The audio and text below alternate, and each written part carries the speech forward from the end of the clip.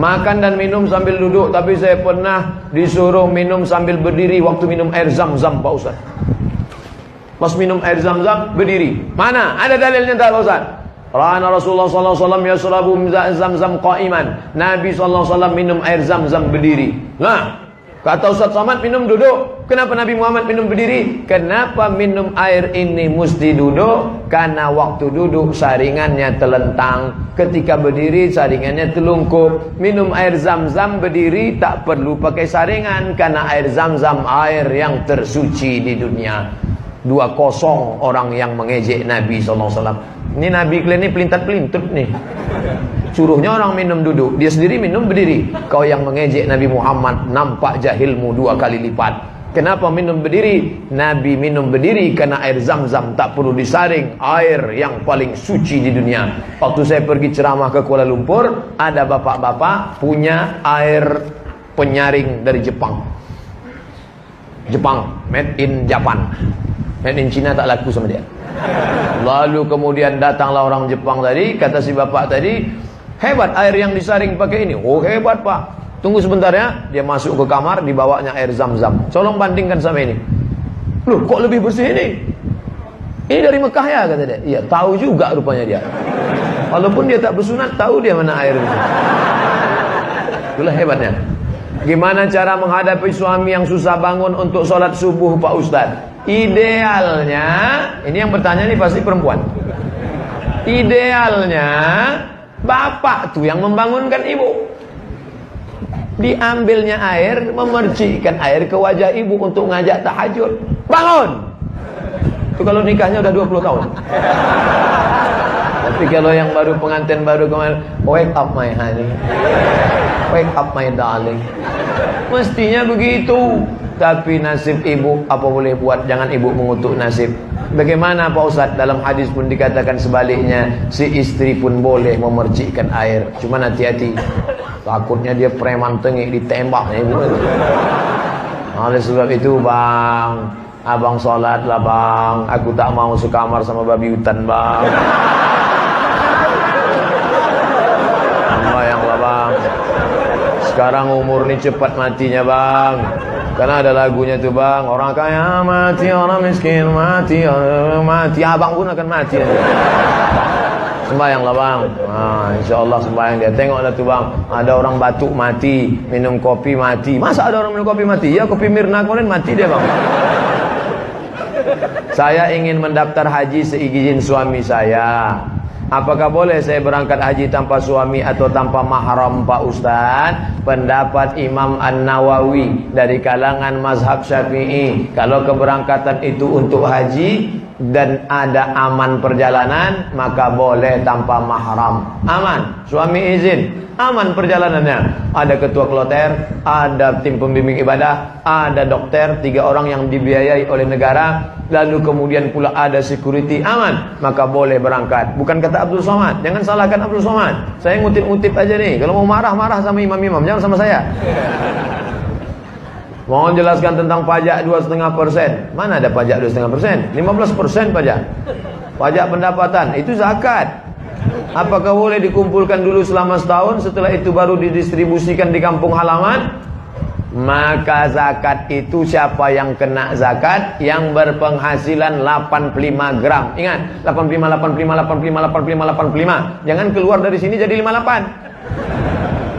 Dalam perjalanan hidup ibu bapak tahun 85, apa yang paling berkesan? Ingat itu, 85 gram emas. Kalau penghasilanku sebanyak itu, maka aku sudah kena zakat. 85 gram sekarang harga emas 500.000, maka 85 kali 500 sama dengan 42.500.000. Dibagi 12 bulan. 42.500.000 bagi 12 sama dengan 3.600.000. Payah ngitung 3.600.000, 4 juta. Siapa yang berhasilan 4 juta, keluarkan zakat 2,5%, 25.000, 25.000, 25.000, 25.000. Yang punya zakat, yang punya duit 4 juta, zakatnya 100.000. Pak Ustadz, saya keluarkan 100.000 tiap bulan atau total 1.200.000? Bagus tiap bulan. Kan sama aja 1.200.000. Jumlahnya sama, setannya beda. Kalau 100.000 ringan.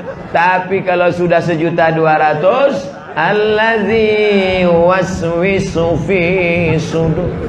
Mau kemana bro? Mau bayar zakat. Berapa? 1.200.000. HP Android 1.300.000. Tengok.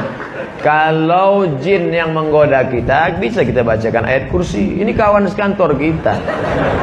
Kita bacakan sama dia, hafal pula dia dari kita lagi.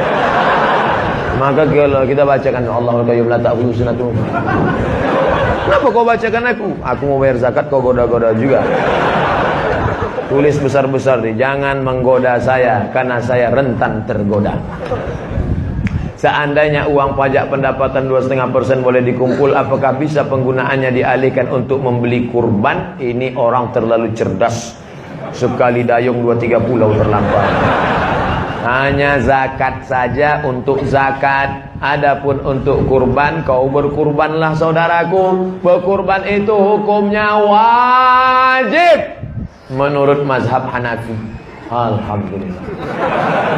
Menurut mazhab Maliki, Hambali, Syafi'i sunat muakkad. Saya Syafi'i.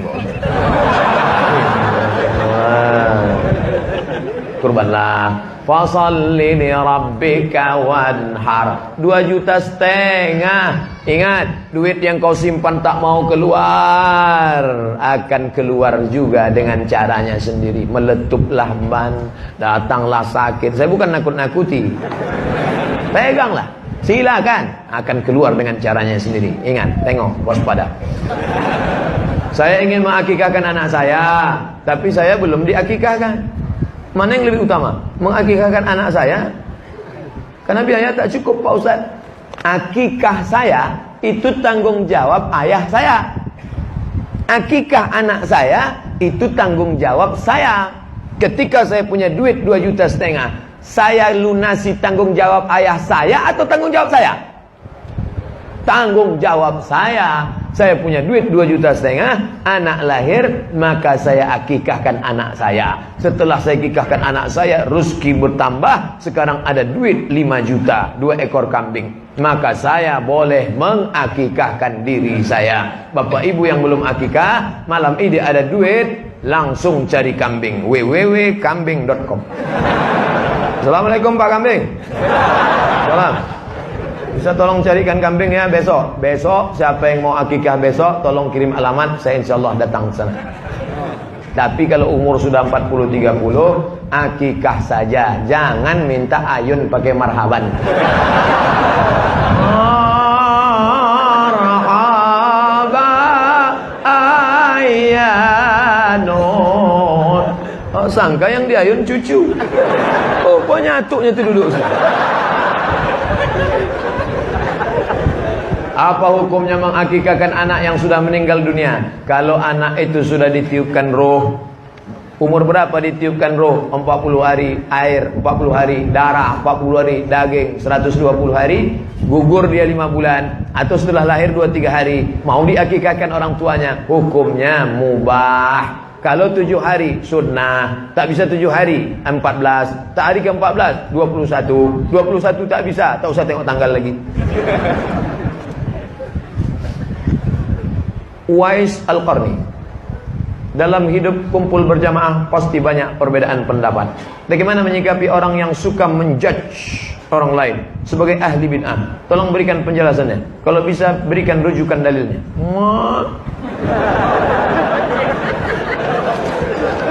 Tidak boleh. Ini saya kutip pendapat Ustadz Abdullah Hadrami, saudara kalangan Salafi dari Malang. Apa kata Ustaz Abdullah Hadrami? Murid langsung Syekh Ibnu Utsaimin, 4 tahun mulazamah dengan Syekh Utsaimin di Makkah, di Saudi Arabia.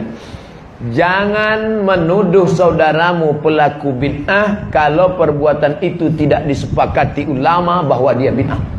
Ketika kau katakan, hei pelaku bid'ah, maka bid'ah sama dengan hei dolalah, dolalah sama dengan hei penghuni neraka. Hati-hati. Selama masih ada dalilnya, tak boleh kau katakan itu perbuatan bid'ah. Tapi kalau sepakat ulama bahwa itu bid'ah, maka kau mesti menegakkan bendera kebenaran. Bid'ah, batil, haram. Tapi selama dia tidak bid'ah, ada dalilnya. Dalil dari jauh, dalil dari dekat, dalil am, dalil khas. Tak boleh kau katakan bid'ah. Apakah jodoh juga harus wajib kita selipkan di doa?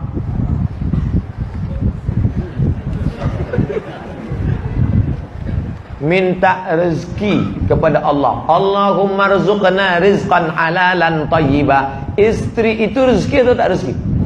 Rezeki, duit rezeki, kebun rezeki, rezeki, istri rezeki. Makanya kita diajarkan doa. Rabbana hablana min azwajina, berikan kepada kami istri, wa zurriyatina, anak-anak, qurrata a'yun, yang sejuk dipandang mata. Keluar kita dari rumah panas, begitu menengok dia sejuk mata kita menengok. Masya Allah. Sedang lelah di kantor ditekan atasan, di jalan kena razia pula. Begitu sampai di rumah, datang dia membawakan sejuk rasa abang. Iya bang, baru hidupkan nasi gitu. Maka mintakanlah. Boleh saya sebut namanya Pak Ustadz? Boleh, tapi jangan kuat-kuat. Ya Allah, berikanlah aku istri yang salihah. Sebutnya kuat, rupanya abang dia pula di sebelah. Adikku tu kata dia. Bagaimana ijab kabul ketika anak perempuan saya? Bagaimana ijab kabul ketika menikahkan anak perempuan saya? Sedangkan anak perempuan saya itu dulu hamil di luar nikah. Bagaimana menikahkan anak perempuan saya itu? Biskah saya menikahkannya? Bagaimana ijab kabul ketika menikahkan anak perempuan saya? Sedangkan anak perempuan saya itu dulu hamilnya di luar nikah. Orang yang menikah dalam keadaan istrinya itu hamil, nikahnya sah. Buka kitab Al-Fiqhul Islami wa Adillatu. Kalau anaknya lahir tak perlu diulang. Sah, jangan diulang lagi karena sudah sah. Yang jadi masalah, setelah anak ini lahir muncul 4. Pertama, anak yang lahir itu tak boleh pakai bin dan binti bapaknya, karena tak ada hubungan nasab. 2, kalau anak itu lahir laki-laki, lahir adiknya perempuan, maka dia tak bisa jadi wali bagi adik-adiknya. Karena dia saudara seemak, saudara seayah yang bisa jadi wali, saudara seibu tak bisa jadi wali. 3, kalau ayah ni mati, si anak tak dapat harta warisan. 4, kalau anak ni gadis dipinang orang, bapak tak bisa menikahkannya. Walinya siapa? Fasultan waliyun man la waliyalaha. Walinya wali hakim. Pak Kua menikahkan. Pak Kua, ada yang mau kubicarakan 4 mata. Kata Pak Kua, jangankan 4, 3 pun bisa. Aku 25 tahun lalu bukan orang baik Pak Kua, sekarang memang baik. Kata Pak Kua, memang aku tengok tanda-tandanya. Sudikah Pak Kua menikahkan anakku ni? Insya Allah. Tapi Pak Ustadz, masa saya tak bisa menikahkan dia? Rambutnya, darahnya, air liurnya sudah kami periksa di rumah sakit di Singapura. Ini kata DNA anak saya. DNA tak laku mas bro, tak laku. Al-waladu lil firash. Anak diakui kalau setelah akad baru hamil. Sebelum akad, salah saya apa? Salah kau mau tahu? Aku kasih tahu. Iya, mencoblos sebelum hari H. Itu salah. Tak sah menurut KPU.